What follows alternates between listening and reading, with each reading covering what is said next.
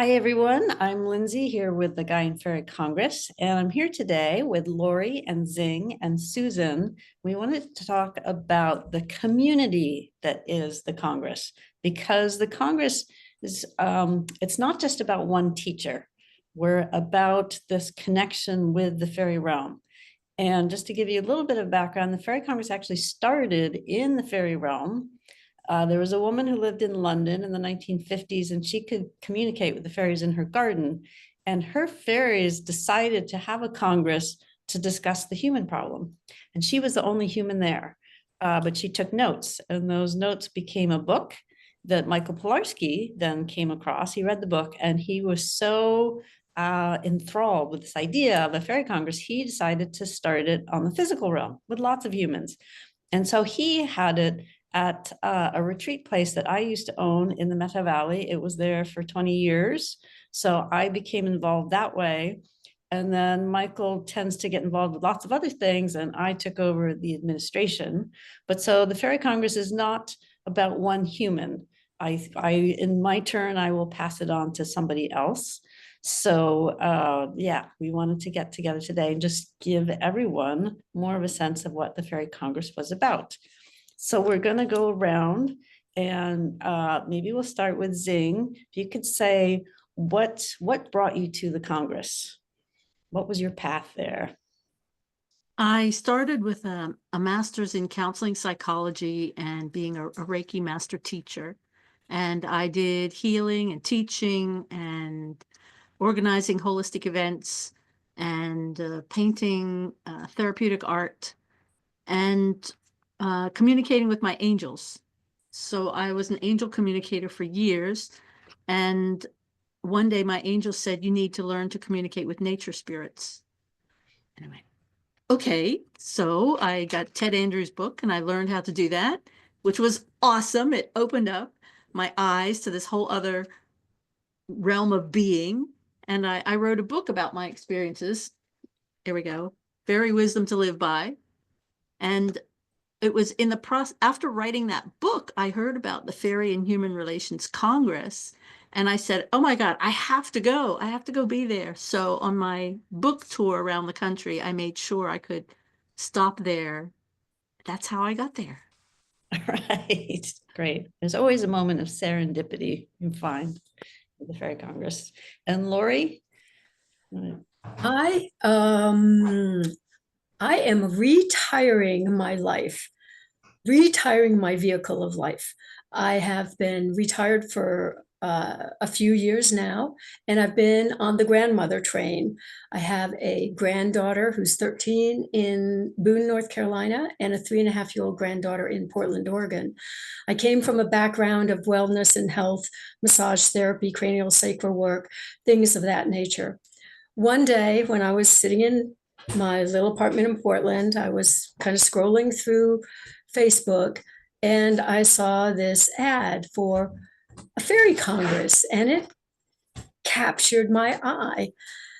And I took a little closer look at it and saw that it was in Salem, Oregon, and that was just over an hour from where I was. And I said, oh, you better look into this.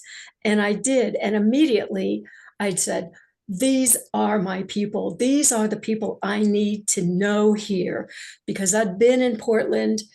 I've visited Portland for a long time because my son lives there. And I'd been there for 2.5 years and didn't have a good network beyond family. So I only saw that once on Facebook. And if I hadn't been tickled by the "you better pay attention to this" voice, then I wouldn't have made it to the Congress. So my first Congress was just 2 years ago in 2023. All right, thanks so much. And Susan, how did you find your way? I think that as a child, I was open to the fairy realms without knowing it and knowing what I was experiencing, but didn't really know how to explore that. And so I got into Eastern mysticism in college in my early adulthood. And then started understanding about spirit guides as I was doing some really deep healing work, trauma healing work from my childhood. And then I became a teacher, and I was an elementary school teacher and reading specialist, and that took a lot of focus. So I didn't think about all this very much, but then COVID hit. And I was kind of freaked out by all of the hoopla. And I realized that I had a choice to make. I could either stay freaked out or I could go inward and have this be a time of real spiritual growth. And so I chose to do that. And my team of spirit guides became much more active with me at that point. And we were all quite isolated at that time, as y'all know. And I was feeling pretty lonely. I was really experiencing the spirit world much more in a broader way, but I was feeling lonely about having friendships with 3D people. And so it's interesting to hear Lori's story because I hadn't heard it before, but there is another person I know who actually came this exact same way through the Facebook feed because they knew I was scrolling a lot.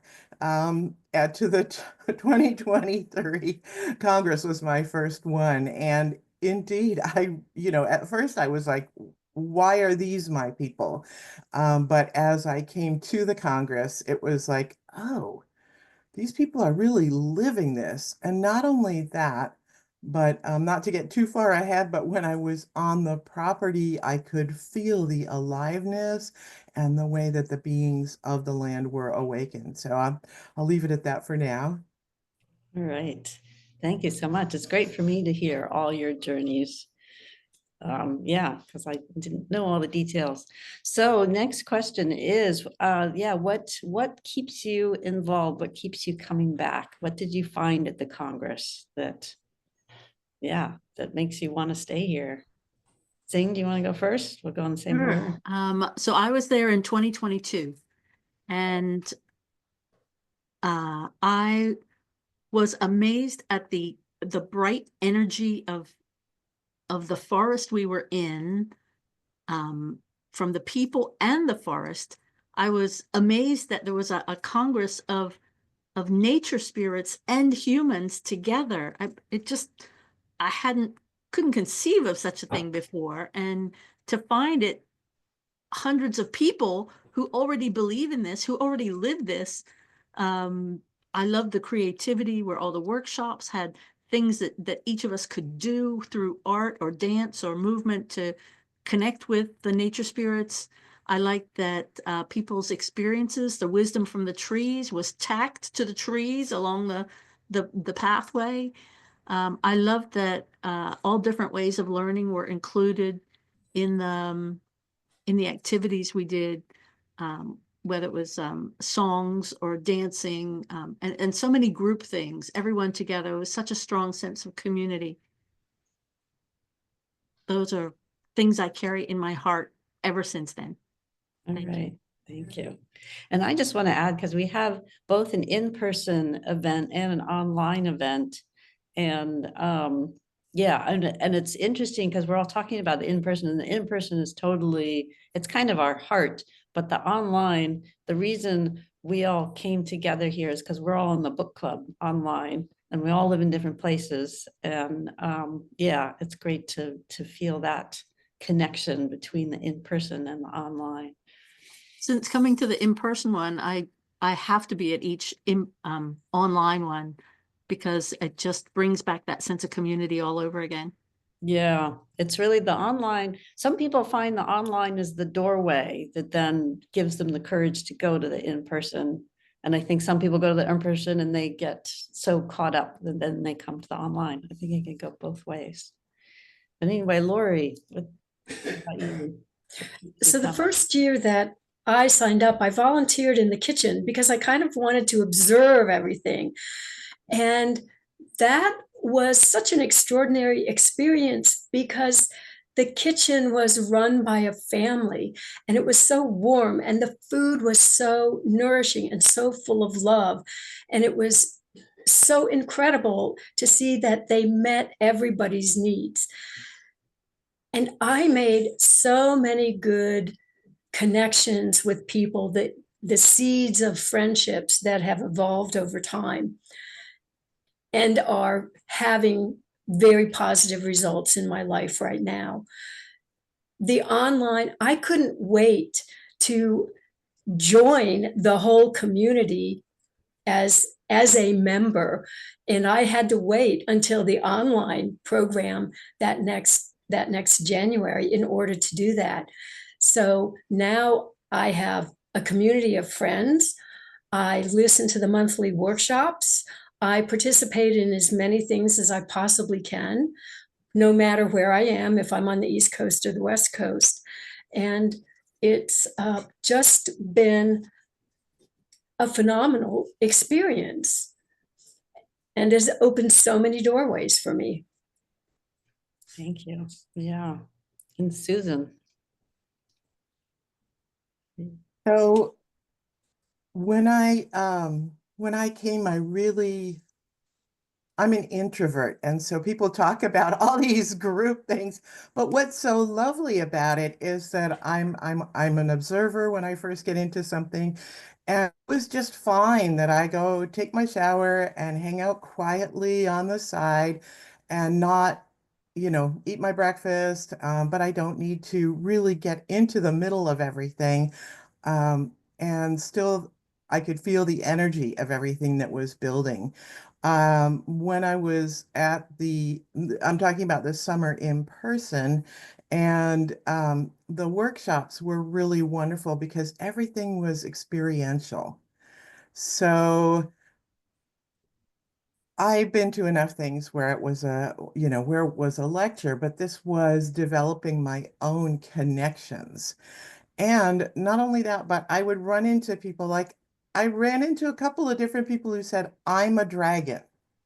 And it took me a year or so to really digest that, to understand what does that mean for them, for me, to have people be really open and honest about what their real experience is of the world.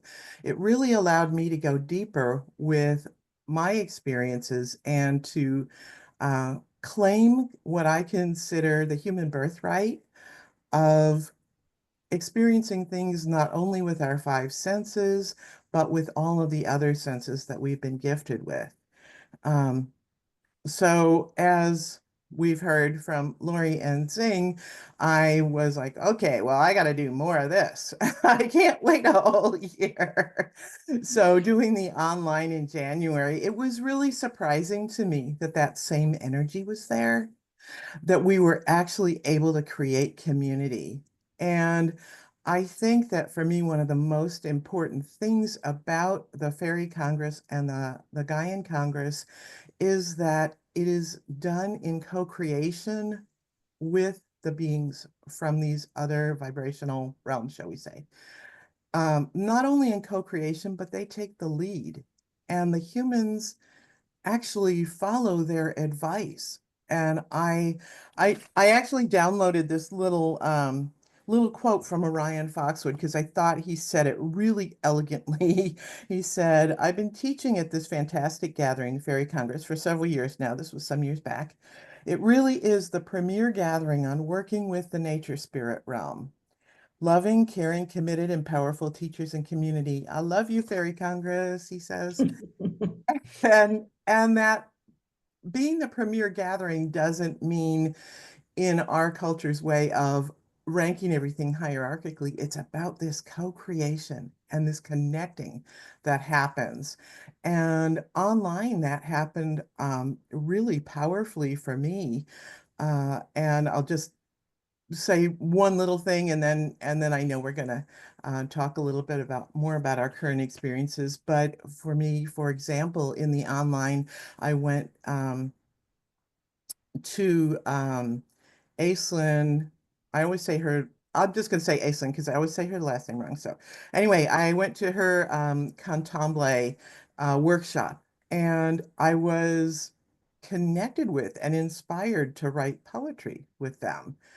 And so it's been almost a year now. So I've got a notebook where I've got directions on what I'm supposed to do with them when I get to a certain number of poems. And wow, that's just so amazing and create such a richness in my life, just even that one piece that wasn't there before, this synergistic co-creation happened and inspired this in me to get connected in this way. So Yeah. Thank you. And Yeah, I'll just emphasize one thing, that experiential part, that's something that we've always been really focused on because it's like you can read about it, hear about it, but until you experience it yourself, it's all theory, really. But then the other thing I want to add, because we do it in co-creation, but I get a lot of people who are like, oh, but I don't know, I don't feel things, or they feel uncertain about their abilities. And it's like, you've got to dive in anyway. And everybody has their own way, because here I am, I'm the director. I definitely feel like I'm receiving instructions, but I don't see my guide. Like, I don't know who I'm receiving from. All I know is this is what we got to do. And so I just want to put that out there because I know I hear that a lot from people. it makes you feel good, right? It's a Yeah. thing that it's like there's no way you would not want to listen because it's just so awesome, right? Yes. Yeah. Yeah. You go by the vibration, the feeling of it. And then, yeah. Yeah. So where are we now? What's up? How are you all living this? And we could go in the same order or jump in. Thing, you want to go Okay. first? So what am I doing since coming across the Fairy and Human Relations Yeah. Congress, the is it? Gaian Congress? Yeah. I was in a lull for a while, for a few months, and my guides said, your vibration isn't high enough for us to give you your next project. So we need for you, we're going to send you problems from your past that you thought you had dealt with, and we want you to be in it and then be an eagle who goes down into the water, grabs a fish, and comes out. We want you to remember you're the eagle. We want you to take the goodness out of whatever that past memory was and consciously make your wings flap and get yourself out of that water and fly where you're supposed to be. In other words, this is a metaphorical way of consciously raising your vibration when you're in the midst of an energy vibration that you don't like. So I had to work at that for a couple months. And then one day they said, you're good. You're ready to get your next project. So my project's called Collaboration with Gaia. And it's a 3-year project where basically my goal, I put it on the back of my business card. Our goal is gathering communities of people who want to partner with nature in manifesting a new earth. That's very much what your goal is as well. But now to take this as an offshoot and be doing it in my local area, that's what my project is. So kind of in Maryland, and I've been led to head toward New York. So I'm leading workshops and just seeing what the next guidance is. It's to set up a fairy education center and be a voice piece for the nature kingdom from wherever I am. I'm excited. I'm so excited. Thank you. Yeah, that sounds great. You see, just as an example, I feel like Zing gets really clear guidance and things. And it's like my guidance isn't, it's like it comes, I get it, but it's just, yeah, we're all different. I just want everybody to. Yeah, we all do it in that. our own way. Sure. Yeah. Yeah. All right, Lori, what are you up to these days? Well, I want to start by revisiting the first Congress that I went to really quickly, because the very last event that is a key feature of the Congress is the angel wash. I had never experienced anything like that. And I'm not going to describe it, because if you haven't been through an angel wash, you need to do it. And that's what everyone told me. I literally was in a pretty altered state for 2 to 3 days afterwards. The Fairy Congress opened doors for me that were ready to be opened, probably had been waiting a long time to be opened. The universe kind of kicked me right through these doors. I ended up working with the She very closely, visiting Scotland and doing portal opening work there, began to realize how closely I am associated with Gaia, came back, had some phenomenal shamanic journeys, and have been doing some shamanic training. I now have a team of guides and helpers, and it keeps growing. And I'm becoming more and more involved in the ability to help in situations, either with people, plants, or areas. So from the summer of 2023 to now has just been incredible. And I see my path ahead as very diffuse. And when the stepping stone rises from the earth for me to step on, then I'll know that next step. And trusting and finding the faith and love of the subtle realms is just phenomenal. It really is, isn't it? It's like there's so much love around us all the time, and we just have to be open to it. And yeah, and definitely having the human reminders is so helpful too. Yeah, keeps the door open. Susan. I really, in my lifetime, have felt a lot of uncertainty and a lot of emptiness, gone through cycles, different things, but I know I live in a culture that has taught me to not to listen to what my own personal experience is of the world.